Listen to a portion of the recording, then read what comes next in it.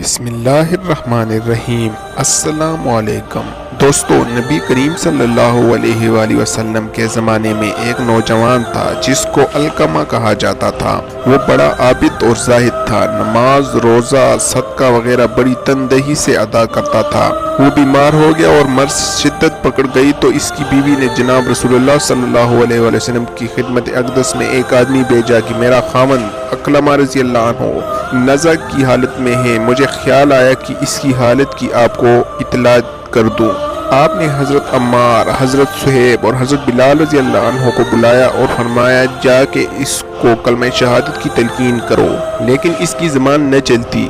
رسول اللہ صلی اللہ علیہ وسلم کو اس کی زبان کے کلمہ شریف پر نہ چلنے کی اطلاع دی تو آپ نے فرمایا کہ اس کے ماں باپ میں سے کوئی ایک زندہ ہے؟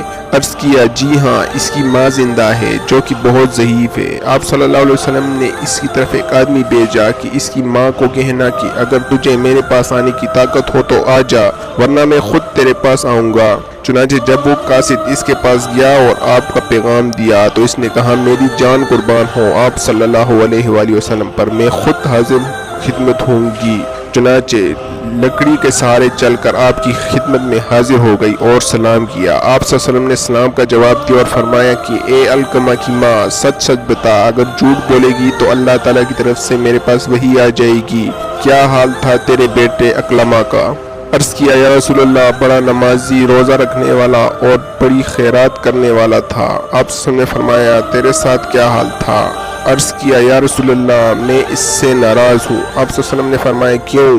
اس نے عرض کیا یا رسول اللہ، وہ اپنی بیوی پر خرچ کرتا تھا اور میری نافرمانی کرتا تھا۔ آپ صلی اللہ علیہ وسلم نے فرمایا اس کی ماں کی نافرمانی روک رہی ہے اس کی زبان کو کلمہ پڑھنے سے۔ پھر فرمایا اے بلال، جاؤ اور بہت سی لکڑیاں جمع کرو۔ اس عورت نے کہا یا رسول اللہ، لکڑیوں کو کیا کریں گے؟ حضور صلی اللہ علیہ وسلم نے فرمایا اس سے علقمہ کو جلائیں گے۔ اس عورت نے کہا یا رسول اللہ، وہ تو میرا بیٹا ہے، میرا دل برداشت نہیں کرتا کہ اس کو آپ آگ میں جلائیں گے۔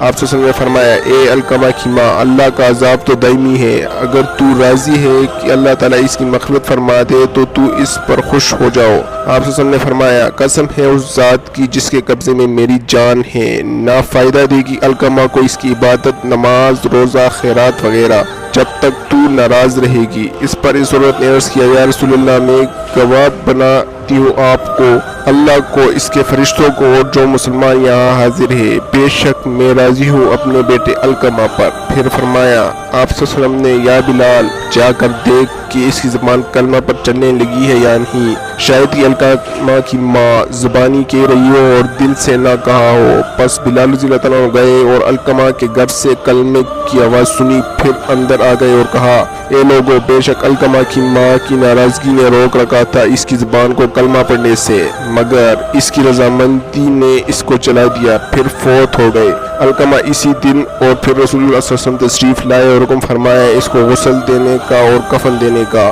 پھر آپ صلی اللہ علیہ وسلم نے اس کی نماز جنازہ پڑھی اور دفن کیا۔ پھر آپ صلی اللہ علیہ وسلم نے اس کی قبر پر کھڑے ہو کر فرمایا اے مسلمانوں کی جماعت، جو ترجیح دے گا اپنی بیوی کو اپنی ماں پر تو اس کے اوپر لعنت ہے، اللہ تعالیٰ کی اور فرشتوں کی اور تمام لوگوں کی نہ قبول کرے گا اللہ تعالیٰ اس کی کوئی فرض نہ نفل مگر یہ کہ توبہ اللہ تعالیٰ سے۔